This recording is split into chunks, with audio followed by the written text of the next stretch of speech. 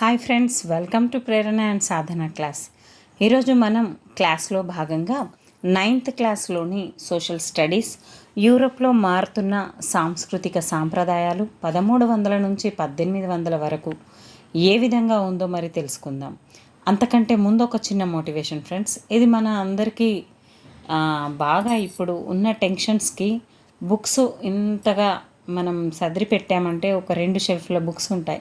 మరి అవన్నిటిని ఏ విధంగా రివిజన్ చేయాలి? ఇంత తక్కువ టైంలో డిఎస్సి 17 డేట్ నుంచి అంటున్నారు కదా, జూలై 17 నుంచి. మరి ఏ విధంగా చదవాలా? ఇన్ని బుక్స్ ఉన్నాయే అని చెప్పి భయపడకుండా తింటూ కూర్చుంటే కొండలైనా కరిగిపోతాయని మన పెద్దవాళ్ళు అంటూ ఉంటారు. చదువుతూ పోతే అంటే ఒక్కొక్క పేజీని చదవకుండా మనం ఫటాఫట్ వాటిని తీసుకుంటూ దాంట్లో ఉన్న థీమ్ని అర్థం చేసుకుంటూ గబా తీసేస్తే ఖచ్చితంగా మీరు అనుకున్న లక్ష్యం అంటే మీ బుక్స్ కంప్లీట్ అయిపోతాయి. మీరు సేఫ్గా వెళ్ళి ఎగ్జామ్ రాయగలుగుతారు ఫ్రెండ్స్. Thank you friends. ఇది మీకు నచ్చింది అనుకుంటున్నాను. మీరు అలాగే ఫాలో అవ్వండి, నేను కూడా ఆ విధంగానే ఫాలో అవుతాను. ఓకే ఫ్రెండ్స్, మరి 7th క్లాస్లో మనం యూరప్ గురించి మనం తెలుసుకున్నాం. అయితే యూరప్కు సంబంధించి కొన్ని ముఖ్యమైన అంశాలను గుర్తు తెచ్చుకోవడానికి మనం ఇప్పుడు ప్రయత్నిద్దాం. టర్కీ, గ్రీస్, ఇటలీ, స్పెయిన్ ఇలాంటి వాటిని ఏవి వచ్చినా కానీ నేను ఇంతకుముందే చెప్పాను మీకు.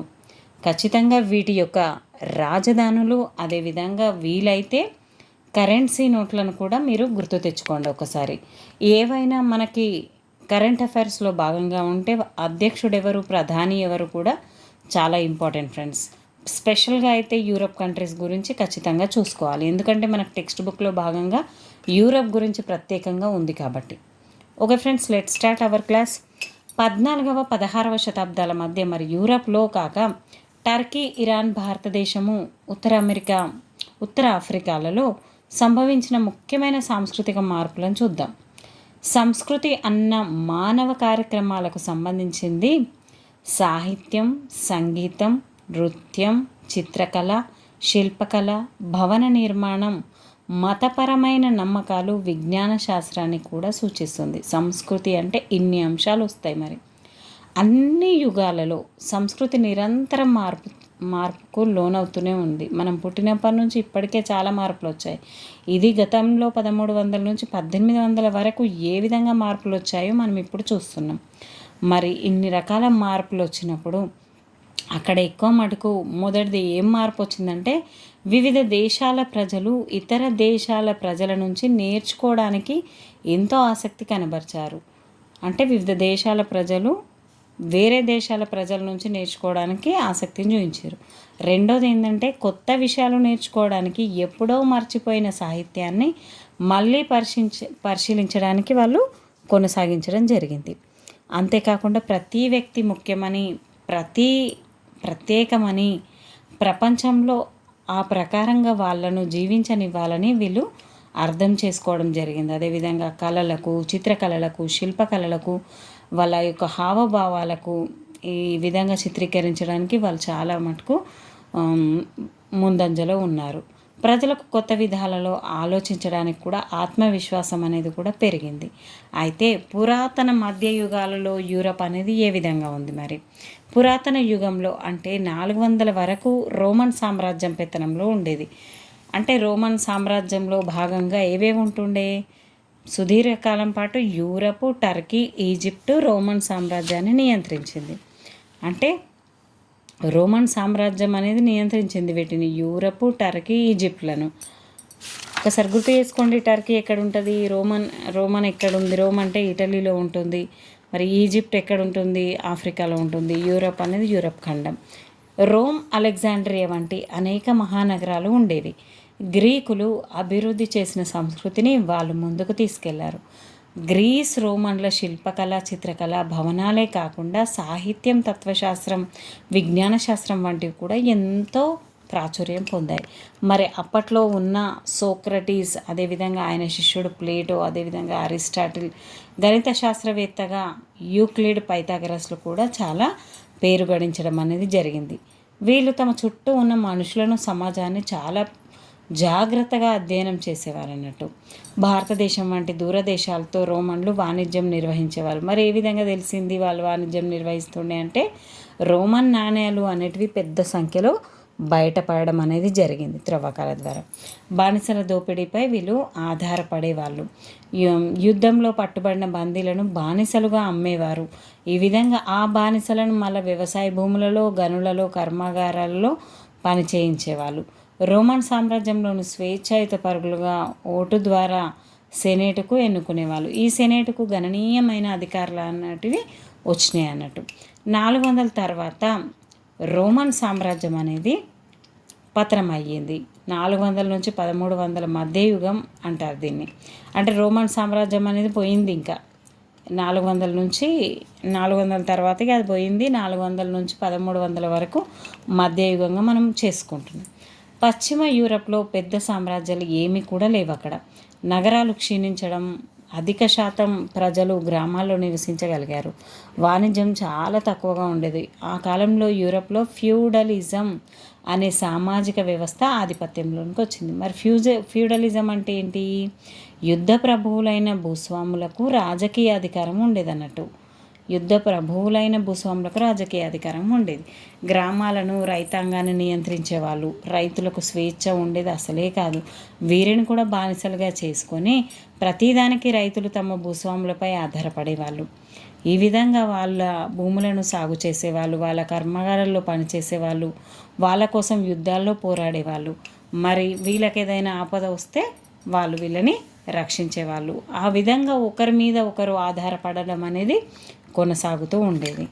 మొదటి శతాబ్దం అంటే 100 క్రీస్తు శకము 100 సమయంలో 100 సమయంలో ఏర్పడిన క్రైస్తవ మతం రోమన్ సామ్రాజ్యంలో పాటించిన ఇతర మతాల స్థానాన్ని ఆక్రమించి యూరప్లో అతిపెద్దదిగా పరిణమించింది. ప్రజల మతం సంస్కృతుల మీద రోమన్ క్యాథలిక్ చక్రవర్తి ఆధిపత్యం వహిస్తూ రోమన్ సామ్రాజ్యపు సంస్కృతి నుంచి ప్రజలను మళ్లించడానికి కృషి చేసింది. ప్రజలు స్వయంగా ఆలోచించడాన్ని అసలు చర్చి తట్టుకునేదే కాదన్నట్టు. చర్చి అసలు ప్రోత్సహించలేదు. అందుకు బదులు మత గురువులు చెప్పింది నమ్మవని చెప్పింది. వాళ్ళు ఏం చెప్తే అదే నమ్మాలి అన్నట్టుగా ఉండేది. యూరప్లో ఫ్యూడలిజం బలపడడంతో పురాతన కాలం సాధించిన సాంస్కృతిక అంశాలన్నీ కూడా కోల్పోవడం అని జరిగింది. అదేవిధంగా వాళ్ళు మర్చిపోవడం కూడా జరిగింది.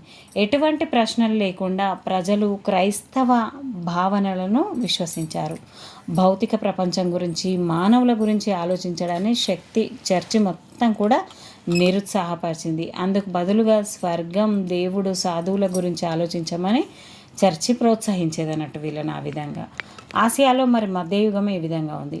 ఆసియా అధిక భాగంలో పరిస్థితులు భిన్నంగా ఉండడం ఆశ్చర్యం కలిగిస్తుంది.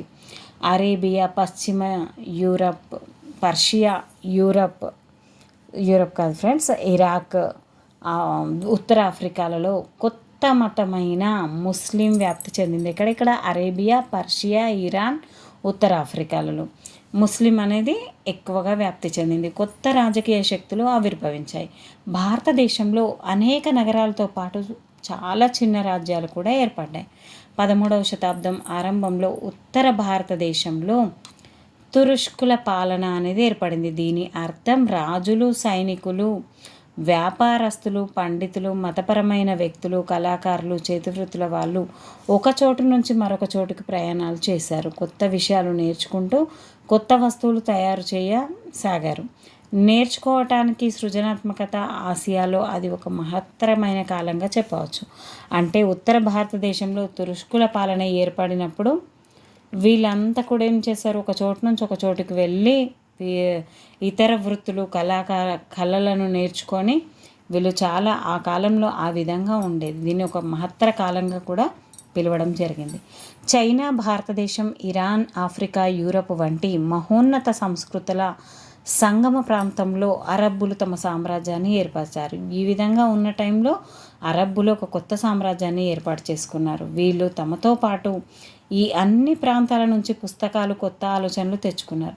వీటిని అరబ్బీ భాషలోనికి అనువదించడం జరిగింది. వాటికి కొత్త అంశాలను చేర్చారు. ఇటలీ, భారతదేశం, చైనా వంటి దూర దేశాలతో వ్యాపారం కూడా వీళ్ళు కొనసాగించడం జరిగింది. సరుకుల ఖండాంతర రవాణాకి వ్యవస్థ ఏర్పరిచారు. చాలా విశాల ప్రాంతాలపై వాళ్ళు ఆధిపత్యం సాధించి కేంద్రీకృత రాజకీయ పరిపాలనా వ్యవస్థలను ఏర్పరచుకున్నారు. ఈ విధంగా అరబ్బు పండితులు విజ్ఞాన శాస్త్రం, తత్వశాస్త్రం, గణిత శాస్త్రం, మతం వంటి వాటిని కూడా అధ్యయనం చేయడం జరిగింది. అయితే 1550కి ముందు టర్కీ, ఇరాన్, భారతదేశాలలో 3 పెద్ద సామ్రాజ్యాలు ఏర్పడ్డాయి. ఏమేమి ఏర్పడ్డాయి మరి? టర్కీలోనేమో ఒట్టోమాన్, ఇరాన్లో సఫావిదులు, భారతదేశంలో మొఘల్ సామ్రాజ్యం. మీకు మొఘల్ సామ్రాజ్యం ఎప్పుడు ఏర్పడిందో తెలుసు కదా ఫ్రెండ్స్, ఒక్కసారి గుర్తు చేస్తున్నాను. 1526. మనం గుర్తుపెట్టుకోవాలంటే ఆగస్టు 15 గణతంత్ర దినోత్సవం, రిపబ్లిక్ డే 26, 1526 కలిస్తే మనకు మొఘల్ సామ్రాజ్యం ఏర్పడుతుంది. ఈ నేపథ్యంలోనే యూరప్లో కూడా సాంస్కృతిక మార్పులు చోటు చేసుకున్నాయి. ఈ విధంగా మరి తొలి ఆధునిక యుగారంభం ఏ విధంగా ఉంది, ఎట్లా స్టార్ట్ అయింది తొలి ఆధునిక యుగారంభం? 1300 తర్వాత ఈ పరిస్థితి మారసాగింది. కట్టు బానిసత్వాన్ని వ్యతిరేకించిన రైతాంగం భూస్వాముల వద్ద చర్చీ నియంత్రణ వ్యతిరేకించసాగారు వీళ్ళు. ఉదాహరణకు 1381లో రైతాంగ తిరుగుబాటు అనేది ఇంగ్లాండ్లో కట్టు బానిసత్వం అంతం అయ్యేలా చేశాయన్నట్టు. ఇతర దేశాల్లో కూడా ఇటువంటి ఉద్యమాలే చోటు చేసుకున్నాయి. భూస్వాముల చర్చీ ఆధిపత్యం తగ్గి ప్రజలు మరింత స్వేచ్ఛను అనుభవించసాగారు. యూరప్ దేశాలకు చైనా, అరేబియా, భారతదేశం, ఈజిప్టు వంటి వాటిలో దూర ప్రాంత వాణిజ్యం పునరుద్ధరించబడింది. ఈ విధంగా 1381లో వచ్చిన రైతాంగ తిరుగుబాటు వల్ల చాలా మార్పులు అనేటివి వచ్చాయి. ఐరోపా దేశాల్లో పట్టణీకరణ, వాణిజ్యాల వల్ల లాభపడిన దేశాలలో ఇటలీ కూడా ఒకటి. మరి ఇటలీ గురించి కొద్దిసేపు తెలుసుకుందాం. దేశంలో అనేక కొత్త పట్టణాలు, నగరాలు ఏర్పడ్డాయి. వాటిలో వ్యాపారస్తులు, చేతి వృత్తి కళాకారులకు నివసించసాగాయి. ఆ నగరాలలో అనేకం రాజకీయంగా స్వతంత్రంగా ఉంటూ నగర పాలకుల ద్వారా పాలన సాగేది. వీటిల్లో ఫ్లోరెన్స్, వెనిస్ అన్న రెండు నగరాలు గణతంత్రాలు. ఇతర అనేక నగరాలకు యువరాజులు పాలించేవాళ్ళు. ఇవి మాత్రం రెండు. ఎవవి? వెనిస్ మరియు ఫ్లోరెన్స్ అండ్ వెనిస్ అనేటివి చాలా ఫేమస్. ఇవి రెండు కూడా గణతంత్రమైనవి. అయితే ఇటలీలో అత్యంత సజీవమైన నగరాలలో వెనిస్ ఒకటి, అదేవిధంగా జెనోవా మరొకటి. యూరప్లో మిగిలిన ప్రాంతాలతో పోలిస్తే అవి భిన్నంగా ఉండేవి. ఇక్కడ చర్చి శక్తివంతులైన ఫ్యూడల్ ప్రభువులు రాజకీయ ఆధిపత్యం కలిగి ఉండేవాళ్ళు కాదు అసలు.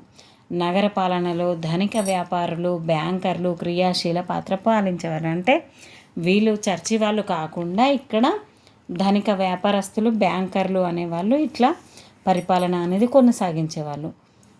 అయితే పండితులు, కళాకారులు, చేతివృత్తుల వాళ్ళు ఉపాధి ధనికుల ప్రాపకం ఆశించి కొత్తగా ఏర్పడుతున్న ఆ నగరాలకు పెద్ద సంఖ్యలో వీళ్ళు తరలిపోవడం అనేది జరిగింది. ఈ విధంగా కొత్త కొత్త ప్రదేశాలకు వీళ్ళు వెళ్ళడం జరిగింది. శిల్పులను, పండితులను ఆహ్వానించేవాళ్ళు. ఈ పోషకులలో ముఖ్యమైన వాళ్ళు చర్చిలో ప్రధాన స్థానాలైన పోప్, కార్డినల్, బిషప్లుగా ఉండడం ఆసక్తికరమైన విషయం. వీళ్ళు కూడా కొత్త కొత్త విషయాలను కనుక్కోవాలి అని చూశారు. అందరిలాగే పోప్ కూడా మారిపోవడం జరిగింది. వ్యాపారస్తులు, చేతి వృత్తిదారులు, పండితులు, కళాకారులు ఈ విధంగా ఎంతో దూరం ప్రయాణించేవాళ్ళు. వాళ్ళలో చాలామంది ఇటలీ, టర్కీ, పర్షియా వంటి దూర ప్రాంతాలను కూడా సందర్శించడం జరిగింది. వీరిలో కొత్త ఆలోచనలు అనేటివి రావడం జరిగింది. మరి మానవతావాదం ఏ విధంగా ఉంది? 1300 దానికంటే కొంత ముందు కాలం నుంచి యూరప్కి చెందిన పండితులలో ప్రాచీన లాటిన్, గ్రీకు సాహిత్యం చదివే కొత్త అధ్యాయం మొదలైంది. వాణిజ్యం, పట్టణీకరణ, కొత్త దేశాలు ఏర్పడడం, కొత్త ఉపాధి అవకాశాలు వంటివి వాటితో తలెత్తిన కొత్త సవాళ్ళలో ఈ పండితుల స్ఫూర్తి అనేది నింపడం జరిగింది. అంటే ఏంటి? కొత్త కొత్త విషయాలు చదివారు కాబట్టి లాటిన్, గ్రీకు సాహిత్యం చదివే కొత్త అధ్యాయం కూడా మొదలైపోయింది అన్నట్టు. వీటిని కూడా చదవడం మొదలైంది. వాళ్ళు పురాతన లాటిన్ సాహిత్యం కూడా చదివారు. అయితే ఇటలీలో పెట్రార్క్, ఇక్కడ మానవతా అధ్యాయాలుగా పేర్కొన్నారు వీటిని. ఇటలీలో పెట్రార్క్ని తొలి మానవతావాదుల్లో ఒకరిగా పరిగణించేవారు. తమ దేశ ప్రజలు భాషను సరిగా ఉపయోగించడం లేదని అతను అసంతృప్తిగా ఉండేవాడు. అంటే ఇటలీలో పెట్రార్క్ గారు ఏమన్నారంటే తమ భాషను, అంటే ఇటలీ భాషను, ఇటాలియన్ను సరిగా యూజ్ చేయడం లేదు అని చెప్పి అతను అనడం జరిగింది. ప్రపంచాన్ని అర్థం చేసుకోవడానికి మెదడుకి తక్షణం ఇవ్వటంతో కూడా ఇవి దోహదపడతాయని భావన అతడిలో క్రమేపీ బలపడసాగింది. కాన్స్టాంటినోపుల్ నగరాన్ని ఒట్టోమన్ సుల్తాన్ మహమ్మద్ II 1453లో జయించాడు. ఆ నగరంలో పెద్ద సంఖ్యలో పురాతన గ్రీకు పుస్తకాలు, వాటిని చదివిన పండితులు కూడా ఉన్నారు. అయితే వాటిని అరబ్బీ, టర్కీ భాషల్లోనికి తురుష్కులు అనువదించారు ఆ భాష నుండి ఈ భాషకి. వాళ్ళలో చాలామంది తమ పుస్తకాలలో ఇటలీకి ప్రయాణించారు. తమ పుస్తకాలతో ఇంకా ఇటలీకి ప్రయాణించారు. ప్లాటో, అరిస్టాటిల్ వంటి రచయితల పురాతన గ్రీకు పుస్తకాలను చదవడం మానవతావాద అధ్యయనాల్లో ముఖ్యమైన అంశంగా మారిపోయింది. అప్పుడు ఈ అధ్యయనం వల్ల యువతలో ఆలోచన శక్తి కూడా బాగా పెరిగింది, అనువాదం పెరిగింది.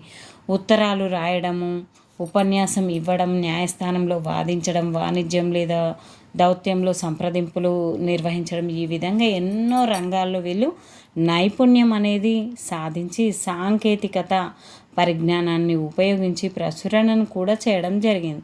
ఆసక్తికరమైన విషయం ఏంటంటే లాటిన్ లేదా గ్రీకు వంటి పురాతన భాషల్లో కాకుండా సాధారణ ప్రజలు మాట్లాడే ఇటాలియన్, ఇంగ్లీష్, ఫ్లేమిష్ వంటి భాషల్లో రాయడాన్ని మన మానవతావాదులు ప్రోత్సహించారు.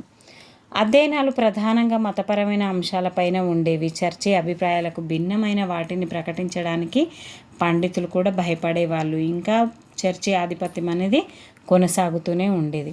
అయితే వెల్లా అనే లాటిన్ పదము పండితుడు అతని పేరేంటి వెల్లా,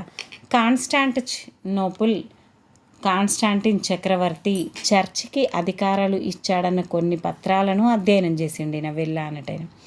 తన పరిస్థితిని మెరుగుపరచుకోవడానికి చర్చి ఆ దొంగ పత్రాలను సృష్టించిందని అతడు నిరూపించాడు. నెదర్లాండ్స్కి చెందిన మరొక ప్రత్యేక మానవతావాది అయిన ఎరాస్మస్ తొలి గ్రీకు క్రైస్తవుల రచనలైన బైబిల్లోని కొత్త నిబంధన వంటి మూల గ్రీకు గ్రంథాలను అధ్యయనం చేశాడు. ఎవరైనా ఎరాస్మస్ అనేటైనా అధ్యయనం చేయడం జరిగింది. చర్చి చేసిన బైబిల్ అనువాదంలోని దోషాలను అతడు ఎత్తి చూపాడు. చర్చి నమ్మకాలను కొన్నింటిని ఇతను విమర్శించాడు. ఇవి మూఢ నమ్మకాల మీద ఆధారపడ్డాయని పేర్కొన్నాడు. మాకియావెల్లి మరొక ముఖ్యమైన పండితుడు. 1513లో ఇతను రాసిన యువరాజు, ద ప్రిన్స్. మాకియావెల్లి రాసిన గ్రంథం ఏంటి? The prince. దీన్నే యువరాజు అన్న పుస్తకంలో ఆ కాలం నాటి నిజ రాజకీయాలను పేర్కొంది. నీతి, నైతికత వంటి వాటి గురించి కూడా ఇందులో పట్టించుకోకుండా నిరంకుశ అధికారాన్ని ఎలా సాధించాలో అతడు పాలకులకు సలహా ఇచ్చాడు. ఆ విధంగా మానవతావాదులు భాషని, ఆలోచనలను మరింత ప్రభావవంతంగా, మరింత నాగరికంగా చేయడానికి పురాతన సాహిత్య అధ్యయనంతో మొదలుపెట్టి క్రమేపీ మానవుల నిజ ప్రపంచం మీద అధ్యయనాలు చేస్తూ చర్చిని వ్యతిరేకించసాగారు. ఈ విధంగా చర్చి ఆధిపత్యం అనేది క్రమక్రమంగా తగ్గిపోవడం అనేది జరిగింది. అయితే కళాకారులు వాస్తవికతావాదం ఏ విధంగా ఉంది? మానవతావాదుల భావనలు కళలు, వాస్తుశిల్పానికి కూడా విస్తరించాయి. చిత్రకళ, శిల్పకళ వంటి దృశ్య కళలలో ఇది వాస్తవతావాద రూపాన్ని తీసుకుంది. కళాకారులు పురాతన గ్రీకు, రోమన్ కళలు, భవన నిర్మాణాలను అధ్యయనం చేసి వాటి నుంచి స్ఫూర్తి పొందారు. ఈ విధంగా వాళ్ళు పర్షియా, చైనాకి చెందిన చిత్రకళని, శైలిని కూడా అధ్యయనం చేశారు. ఈ విధంగా వల్ల రోజు రోజుకు క్రమేపీ చిత్రకళ, శిల్పకళ అనేటివి పెరుగుతూనే ఉన్నాయి. దీనికోసం వాళ్ళు శాస్త్రజ్ఞుల సహాయం తీసుకున్నారు. ఎముకల నిర్మాణాన్ని అధ్యయనం చేయడానికి వాళ్ళు వైద్య కళాశాలలోని ప్రయోగాలకు కూడా వెళ్ళారు. పడువా విశ్వవిద్యాలయంలో వైద్య ఆచార్యుడైన బెల్జియంకి చెందిన ఆండ్రియాస్ వెసాలియస్ లోపలి శరీర భాగాలను, వ్యవస్థలను అధ్యయనం చేయడానికి మనిషి శరీరాన్ని కోసిన మొదటి వ్యక్తి. ఇతనెవరు? ఆండ్రియాస్ వెసాలియస్ అనేటైనా మనిషి శరీరాన్ని కట్ చేసి మరీ ఆధునిక శరీర ధర్మశాస్త్రాలను గురించి తెలుసుకోవడం జరిగింది. ఇది అంటే శరీర భాగాలను, వ్యవస్థలను అధ్యయనం చేసే అధ్యయనానికి నాందిగా ఇతను ఆండ్రియాస్ వెసాలియస్. ఇతను బెల్జియంకి చెందినవాడు. లోపలి శరీర భాగాలను, వ్యవస్థలను గురించి అధ్యయనం చేయడం జరిగింది. కళ మరియు ప్రకృతిలో ఇమిడి ఉంది. దానిని వెలికి తీయగలిగిన వాళ్లకు అదే అందుతుంది. జీవితానికి ఎంత దగ్గరగా మీ కళ ఉంటే ఇది అంత బాగా ఉంటుంది. ఏ వ్యక్తి తన ఊహ ద్వారా అందమైన బొమ్మను వేయలేడు. జీవితం నుంచి అధ్యయనం చేసింది మెదడులో బాగా ముద్రించుకొని ఉంటే తప్ప అని ఎవరన్నారు? ఆల్ట్రెక్ట్ డ్యూరర్ అనేటైన అన్నాడు. ప్రార్థించే చేతుల కన్నా పేరుతో డ్యూరర్ చేసిన ఈ బొమ్మ 16వ శతాబ్దపు ఇటలీ సంస్కృతిని తెలియజేస్తుంది. అప్పుడు మనుషులు మతం పట్ల పూర్తి విశ్వాసంతో ఉన్నప్పటికీ పరిపూర్ణత సాధించడంతో విశ్వ ప్రపంచ మర్మాల గుట్టును విప్పడంలో మానవ శక్తి సామర్థ్యాలను పూర్తి నమ్మకంగా ఉండేది. ఈ విధంగా మైకేలాంజెలో శిల్పం పైటా అనే శిల్పాన్ని వేయడం జరిగింది. జాలి జీసస్ శరీరాన్ని ఒడిలో పెట్టుకున్న మేరీ మాత. జీసస్ శరీరాన్ని ఒడిలో పట్టుకున్న మేరీ మాత ఏ విధంగా ఉంది అనేది ఇక్కడ మనకి ఇవ్వడం జరిగింది. అదేవిధంగా లియోనార్డో డావిన్సీ 1452 నుంచి 1519 వృక్షశాస్త్రం, శరీర నిర్మాణ శాస్త్రాల నుంచి గణితం, కళల వరకు అనేక ఆశ్చర్యకర విషయాలలో ఆసక్తి కనబరిచేవాడు. అతడు మోనాలిసా, ది లాస్ట్ సప్పర్ అన్న బొమ్మలు వేయడం జరిగింది. ఎవరు? మైకోలాంజిలో అనే అతను ది లాస్ట్ సప్పర్ అన్న బొమ్మలు, మోనాలిసా బొమ్మలను వేయడం జరిగింది. లియోనార్డో డావిన్సీ ప్రయోగాల శిష్యుడు అని తన సంతకం చేసేవాడు. ప్రయోగాల శిష్యుడు. వాస్తుశిల్పం ఏ విధంగా ఉంది? మరి వాస్తుశిల్పాల కోసం వీళ్ళు ఏ విధంగా కృషి చేశారు చూడండి ఒక్కసారి. రోమ్లోని సెయింట్ పీటర్స్ ఆవరణ, బాసిల్లా ఎదురుగా ఉన్న చర్చి, న్యాయస్థానాన్ని మైకేలాంజెలో బెర్నినితో సహా చాలామంది కళాకారులు వీటిని రూపొందించారు. ఎవరు? మైకేలాంజెలో బెర్నిన్తో కలిసి ఈ విధంగా రూపొందించడం జరిగింది. అలంకరించారు. పురాతన రోము కాలం నాటి అనేక భవన నిర్మాణ శైలులకు ఇక్కడ ఉపయోగించుకున్నారు. అనేక రకాలుగా కలిపి ఇక్కడ వేయడం అనేది జరిగింది. కొంతమంది చిత్రకళ, శిల్పం, భవన నిర్మాణం వంటి అనేక విషయాల్లో నైపుణ్యం కలిగి ఉండేవాళ్ళు. వీళ్ళలో చెప్పుకోదగిన వాడు మైకేలాంజెలో. రోములో పోపు కోసం సెస్టస్ చాపెల్ పైకప్పు మీద వేసిన బొమ్మ పైటా అనే శిల్పం సెయింట్ పీటర్స్ చర్చికి గుండ్రటి పైకప్పు వంటి సృజనలతో అతడు అమరుడయ్యాడు. ఈ విధంగా పైటా అనే దాన్ని ఎవరు వేశారు? మరి మైకేలాంజెలో. మైక్ పట్టుకొని ఉండగా ఎవరిదైనా పైటా ఇలా సెట్ చేసుకోండి అని చెప్పినట్టుగా అలా గుర్తుపెట్టుకోండి. అచ్చు యంత్రం 1455లో జోహెన్నస్ గుటెన్బర్గ్ 1400 నుంచి 1458 మధ్య ఇతను జర్మనీ దేశస్థుడు మొట్టమొదటి కదిలే అచ్చు యంత్రాన్ని తయారు చేయడం జరిగింది. చేతిలో బైబిల్కి ఒక నకలు ప్రతి రాసే సమయంలో అతడు 150 పుస్తకాలు ముద్రించాడు. ఈ కొత్త సాంకేతిక విజ్ఞానం పండిత ప్రపంచాన్ని మార్చివేసింది. ఈ విధంగా జోహెన్నస్ గుటెన్బర్గ్ కనుక్కున్న అచ్చు యంత్రానికి చాలా ప్రాధాన్యత అనేది లభించింది. మహిళల ఆకాంక్షలు ఏ విధంగా ఉన్నాయి? మానవతావాద విద్య ప్రాముఖ్యత పట్ల కొంతమంది మహిళలు మేధోపరంగా ఎంతో సృజనాత్మకంగా, సున్నితత్వంతో ఉండేవాళ్ళు. సాహిత్య అధ్యయనం వల్ల మహిళలకు ఎటువంటి లాభం గౌరవం లభించకపోయినప్పటికీ ప్రతి ఒక్క మహిళ వీటిని తప్పనిసరిగా చదవాలి అని వెనిస్కి చెందిన కాస్టాండ్రా ఫిడెల్ వాయిస్తాడు. వీడిగిలితే లేడీస్ చదవకపోతే కాస్టాండ్రా ఫిడెల్ అనేటైన రాసింది. మానవతావాద పండితుల లక్షణాలను అందుకునే సామర్థ్యం మహిళలకు లేదన్న భావనను ప్రశ్నించిన మహిళల్లో ఆమె ఒకరు. గ్రీకు, లాటిన్ భాషల్లో ప్రావీణ్యత ఫిడెల్ ప్రఖ్యాతిగాంచింది. ఏ భాషలు? గ్రీకు మరియు లాటిన్ భాషలు. పడువా విశ్వవిద్యాలయంలో ఉపన్యాసాలు ఇవ్వమని ఆమెకు ఆహ్వానాలు కూడా వచ్చేవి. ఈ విధంగా కాసాండ్రా ఫిడెల్ అనే ఆమె చాలా గ్రేట్. మరొక చెప్పుకోదగ్గ మహిళ మాంచేసా ఆఫ్ మంటువాగా పిలువబడే ఇసబెల్లా డి ఎస్టే 1474 నుంచి 1539 భర్త లేని సమయంలో ఆమె దేశాన్ని పరిపాలించింది. చిన్న దేశమైన మంటుహాలోని సభ మేధో ప్రతిభకి ప్రఖ్యాతిగాంచింది. పురుషాధిపత్య ప్రపంచంలో తాము గుర్తింపు పొందాలంటే తమకు విద్య, ఆస్తి, ఆర్థిక శక్తి పొందాలన్న దృఢాభిప్రాయాన్ని మహిళల రచనలు వ్యక్తపరిచాయి. అంతేకాకుండా స్వతంత్రాన్ని ఇచ్చాడన్న భావనతో ఇక్కడ ఏముందంటే, తర్వాత కాలంలోని తాత్వికులు దూరంగా ఉన్న దేవుడు మనిషిని సృష్టించి ఇక్కడ ఇప్పుడు ఆనందాన్ని అన్వేషిస్తూ స్వేచ్ఛగా జీవితాన్ని గడిపే స్వాతంత్రాన్ని ఇచ్చాడన్న భావనతో స్ఫూర్తి పొందారు. ఇంగ్లాండులో థామస్ మోర్, హాలాండ్లోని ఎరాస్మస్ వంటి క్రైస్తవ మానవతావాదులు చర్చి అత్యాశ సంస్థగా మారిందని భావించసాగారు. ఈ విధంగా ఈ మానవతావాదులు బైబిల్ని ప్రాంతీయ భాషల్లోనికి అనువదించి పెద్ద సంఖ్యలో ముద్రించారు. ప్రజలు వీటిని చదివి చర్చి పేర్కొంటున్న అనేక అంశాలను బైబిల్లో మూలాలు లేవని గ్రహిస్తారని వాళ్ళు ఆశించారు. ఈ విధంగా 1517లో మార్టిన్ లూథర్ అనే జర్మనీ సాధువు క్యాథలిక్ చర్చికి వ్యతిరేకంగా ఉద్యమాన్ని మొదలుపెట్టాడు. మొదటగా చర్చి అమ్మే పాప పరిహార పత్రాలను కొనటం ద్వారా మనుషులు తమ పాపాలను కడికేసుకోవచ్చునన్న భావనను అతడు వ్యతిరేకించాడు. దేవునితో సంబంధం ఏర్పరచుకోవడానికి మత గురువుల అవసరం లేదని అతడు వాదించాడు.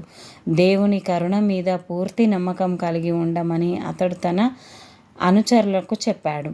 ప్రజలు తమ పాపాలను బాహ్య క్రతువుల ద్వారా కాకుండా దేవుని కరుణతో అంతర్గతంగా శుద్ధి చేసుకోవడం ద్వారా తమ పాపాలను ప్రక్షాళనం చేసుకోవచ్చు అని చెప్పేసి చర్చి యొక్క పాపపత్రాలను కొనడం అవసరం లేదు అని చెప్పింది మార్టిన్ లూథర్. ఈ విధంగా నెక్స్ట్ వచ్చింది స్విట్జర్లాండ్లో లూథర్ భావాలను ఉల్డ్రిక్ జ్వింగ్లీ, ఆ తర్వాత జాన్ కాల్విన్ ఎంతో ప్రచారం చేశారు. ప్రొటెస్టెంట్ సంస్కరణవాదులు పట్టణాలలో ఎంతో జనాదరణ పొందారు. పట్టణాల్లోని వ్యాపారస్తుల మద్దతు కూడా వీళ్ళు తీసుకోవడం జరిగింది. జర్మనీలో అసాబాప్టిస్టుల వంటి ఇతర సంస్కరణ ఉద్యమాల మరింత తీవ్రవాద స్వరాన్ని కలిగి ఉండేవి. ముక్తి అన్న భావనను అన్ని రకాల సామాజిక అణచివేతలకు అంతం చేయడం అన్న రెండింటిని వాళ్ళు కలిపి చూడసాగారు. మనుషులందరికీ దేవుడు సమానులుగా సృష్టించారని వాళ్ళు వాదించారు. కాబట్టి ప్రజలకు పన్నులు కట్టవలసిన పని లేదు. తమ మత గురువులకు ఎంచుకునే స్వేచ్ఛ ప్రజలకు ఉండాలని వాళ్ళు చెప్పడం జరిగింది. చార్లెస్ 30,000కు పైగా అనాబాప్టిస్టులకు సజీవంగా దహనం చేయడం జరిగింది. ఈయన ఒక రకం మనిషి అన్నట్టు.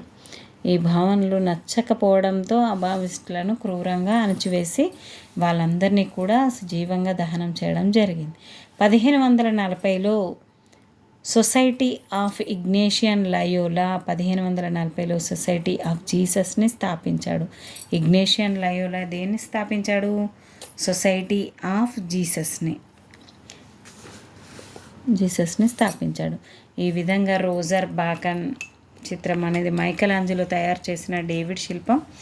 ఈ రకమైన శిల్పకళ రూపొందించడానికి మానవ శరీర నిర్మాణం గురించిన పూర్తి పరిజ్ఞానం అవసరం అన్నట్టు. అయితే రోజర్ బాకన్ తర్వాత చాలా కాలానికి నికోలస్ కోపర్నికస్ అన్న పోలాండ్ ఖగోళ శాస్త్రవేత్త శాస్త్రీయ పద్ధతిని ఉపయోగించుకున్నాడు. అతడు ఒక వేదశాల ఖగోళ పరిశోధనశాల స్థాపించి ఓపికగా నక్షత్రాలు, గ్రహాలను అధ్యయనం చేయసాగాడు. అప్పటి వరకు వ్యాప్తిలో ఉన్న విశ్వ సిద్ధాంతం తప్పన్న నిర్ధారణకు వచ్చాడు. టాలమీరు ప్రతిపాదించిన భూమి విశ్వానికి కేంద్రంగా ఉండి నక్షత్రాలు, సూర్యుడు, గ్రహాలు తన చుట్టూ తిరుగుతున్నాయన్న సిద్ధాంతాన్ని అందరూ నమ్ముతున్న రోజులలో ఇతను సూర్య కేంద్రక సిద్ధాంతాన్ని నికోలస్ కోపర్నికస్ గారు తీసుకురావడం జరిగింది. ఇటలీ దేశానికి చెందిన గెలీలియో అన్న మేధావి దూరదర్శిని మెరుగులు దిద్దాడు. 50 మైళ్ళ దూరంలో ఉన్న ఓడ 5 మైళ్ళ దూరాన ఉన్నంత స్పష్టంగా కనిపించేది. దేనివల్ల మరి? దూరదర్శిని కనుక్కున్నాడు గెలీలియో. ఇటలీ దేశానికి చెందిన అతనైన. కోపర్నికస్ సిద్ధాంతాలను చర్చిస్తూ జూపిటర్ ఉపగ్రహాలను, ఆ గ్రహ పరిమాణాన్ని తాను స్వయంగా చేసిన విషయం శ్రోతలకు చెప్పేవాడు. ఈ విధంగా అతను రోజు రోజుకు డెవలప్ అనేది అవ్వడం జరిగింది. భూమి కదలికలను నేను చూశాను అని గొనుక్కుంటూ విచారణ స్థలం నుంచి బయటకు వచ్చాడని చెబుతారు. లోలకంలోని సిద్ధాంతాలను గెలీలియో కనుగొనడంతో మరింత మెరుగైన గడియారాలు తయారు చేయసాగారు. ఈ విధంగా సముద్ర మార్గాల అన్వేషణ అనేది కూడా జరిగింది. అంటే దూరదర్శిని, దిక్సూచి, లోలకంలోని సిద్ధాంతాలు, జ్వరమానిని ఈ విధంగా మనకి ఎవరు? గెలీలియో ద్వారా రావడం జరిగింది, సృష్టించబడ్డాయి. 1453లో కాన్స్టాంటినోపుల్ని తురుష్కులు చేజిక్కించుకున్నారు. పాక్ పశ్చిమ దేశాల మధ్య వాణిజ్యంపై ఒట్టోమన్ రాజులు కొత్త పన్నులు విధించారు. భారతదేశం నుండి తూర్పు దేశాలకు చేరడానికి ఐరోపా వాణిజ్యవేత్తలు కొత్త సముద్ర మార్గాల అన్వేషణకు సాగించడం జరిగింది. ఎందుకంటే ఇక్కడ మూసివేయడం జరిగింది కాబట్టి తురుష్కులు అంటే టర్కులు మూసివేశారు కాన్స్టాంటినోపుల్ అనే ప్రదేశం వద్ద. కాబట్టి వాళ్ళు చుట్టూ తిరిగి రావాల్సిన అవసరం అనేది వచ్చింది. కాబట్టి అదంతా కూడా సముద్ర మార్గం అనేది ఉంది కాబట్టి సముద్ర మార్గాన వాళ్ళు బయలుదేరడం జరిగింది. పోర్చుగల్ నావికుడైన ప్రిన్స్ హెన్రీ ఆఫ్రికా పశ్చిమ తీరానికి కొత్త సముద్ర మార్గాన్ని కనుక్కున్నాడు. చివరికి పోర్చుగల్కి చెందిన బర్తలోమిడియస్ అన్న నావికుడు ఆఫ్రికాకు దక్షిణ భాగమైన గుడిహోప అగ్రం దాటి వెళ్ళాడు. వాస్కోడిగామ సముద్రంలో ఆఫ్రికాను చుట్టుముట్టి 1498లో భారతదేశంలో కాలికట్కు ఈయన చేరుకోవడం జరిగింది. విశాలమైన ఆఫ్రికా ఖండం చుట్టూ సముద్రయానం చేసి చివరికి భారతదేశం చేరుకోగలిగాడు. తూర్పు వైపుగా సముద్ర మార్గాన్ని కనుగొనాలన్న కృత నిశ్చయంతో క్రిస్టోఫర్ కొలంబస్ 1492లో అట్లాంటిక్ సముద్రాల మీదుగా అటువైపు వెళ్ళి అక్కడ కొత్త ప్రదేశాన్ని కనుక్కున్నాడు. దాన్ని ఇండియా అని అనుకున్నాడు, కానీ అది ఇండియా కాదు అనేసరికి దాన్ని వెస్టిండీస్గా మార్చడం జరిగింది. వెస్టిండీస్ అనే పేరు పెట్టడం జరిగింది. అక్కడ ఉన్న వాళ్ళు రెడ్ కలర్లో ఉంటున్నారు కాబట్టి రెడ్ ఇండియన్స్ అని ప్రజలను పిలవడం జరిగింది. ఇటలీకి చెందిన అమెరిగో వెస్పూజీ అన్న నావికుడు కొలంబస్ని అనుసరించి వెళ్ళాడు. కొలంబస్ కనుగొన్నది ఆసియా కాదని ఈ విధంగా అమెరిగో వెస్పూజీ కొత్త దాన్ని కనుక్కున్నామని చెప్పడంతో దానికి అమెరికా అనే పేరు కూడా రావడం జరిగింది. స్పెయిన్ రాజు చార్లెస్ I ఆర్థిక సహాయంతో ఫెర్డినాండ్ మాజిలాన్ అనేక స్పెయిన్ నావికుడు ఓడలో ప్రపంచాన్ని చుట్టుముట్టి వచ్చాడు. అతడు అట్లాంటిక్ మహాసముద్రాన్ని దాటి దక్షిణ అమెరికా దక్షిణ అంచు చుట్టూ వెళ్ళి జలసంధులను దాటుతూ పసిఫిక్ మహాసముద్రంలోని ఫిలిప్పైన్స్ దీవులను చేరుకున్నాడు. సముద్ర మార్గాల అన్వేషణలో ఈ ప్రయాణం ఒక మైలురాయిగా ఉంది. అంటే మాజిలాన్ మొత్తం ప్రపంచాన్నంతా చుట్టి రావడం అనేది జరిగింది. భారతదేశపు పునరుజ్జీవనం ఏ విధంగా ఉంది? యూరప్లో పునరుజ్జీవనం మానవతావాదం సంస్కరణలు చోటు చేసుకుంటున్న కాలంలో భారతదేశం కూడా గణనీయమైన సాంస్కృతిక మార్పులకు లోనైంది. ఈ కాలంలో మొఘలులు, విజయనగర, బహుమనీ రాజులు పాలిస్తూ ఉండేవారు. ఆ కాలంలో చిత్రకళ శైలిలో సునిశ్చిత మార్పులు చోటు చేసుకుంటూ వ్యక్తపరచడం అనేది జరిగింది. ఈ కాలంలోనే వివిధ రాజ్యాలు చేపట్టిన బృహత్ నిర్మాణాలలో భాగంగా పెద్ద పెద్ద దేవాలయాలు, మసీదులు, కోటలు, రాజమహల్లు వంటివి కూడా కళాకారులు మూలాల నుంచి భిన్న శైలులను నేర్చుకోవడం అనేది జరిగింది. ఇక్కడ ప్రపంచ పటాన్ని ఒక్కసారి చూడండి ఫ్రెండ్స్. ఇక్కడ నుంచి వాస్కోడిగామా పోర్చుగీస్ నుంచి బయలుదేరి ఈ విధంగా రావడం జరిగింది. వాస్కోడిగామా, మాజిలాన్, అదేవిధంగా గుడ్ హోప్ అగ్రము, ఆ తర్వాత ఇండియాకు ఈ విధంగా రావడం జరిగింది. నెక్స్ట్ ఇక్కడ ఇన్ని రకాల మార్పులు అనేటివి 1300 నుంచి 1800 మధ్య కాలంలో మార్పులు అనేటివి సంతరించి ఆ కాలంలోనే మతంలో కూడా కబీర్, రవిదాసు, తుకారాం, మీరా వంటి గొప్ప సంస్కర్తలు కూడా రావడం జరిగింది. మొఘళ్ళ కట్టడంలో మిశ్రమ శైలులు కూడా మనకు కనబడడం జరుగుతుంది ఈ రోజు వరకు. ఈ విధంగా భారతదేశంలో మరియు ఇతర ప్రదేశాలలో ఏ విధంగా మార్పు అనేది జరిగింది, సంస్కృతి నాగరికత ఏ విధంగా డెవలప్ అయింది, చర్చి ఆధిపత్యం ఏ విధంగా ఉండేది, దాన్ని ఏ విధంగా అణచివేశారు, అదేవిధంగా అచ్చు యంత్రాన్ని కనుగొన్న జాన్ గుటెన్బర్గ్, అదేవిధంగా కళాకారులైనటువంటి మైకెలాంజిలో, లియోనాల్డో డావిన్సీ వంటి గొప్ప గొప్ప ప్రముఖులు ఎందరి గురించో ఈ 9th క్లాస్లో ఇవ్వడం జరిగింది ఫ్రెండ్స్. ఖచ్చితంగా మీరు విని దీన్ని యూటిలైజ్ చేసుకుంటారు. షార్ట్ టైంలో దీన్ని కంప్లీట్ చేయడం జరిగింది. ఖచ్చితంగా యూజ్ చేసుకోండి ఫ్రెండ్స్. Thank you everyone. మీ అడుగుజాడలో నా క్లాసెస్ నడుస్తూ ఉంటాయి. ఓకే ఫ్రెండ్స్, నా క్లాసెస్తో మీ అడుగులు కూడా వేయండి friends. Thank you everyone. Keep smiling.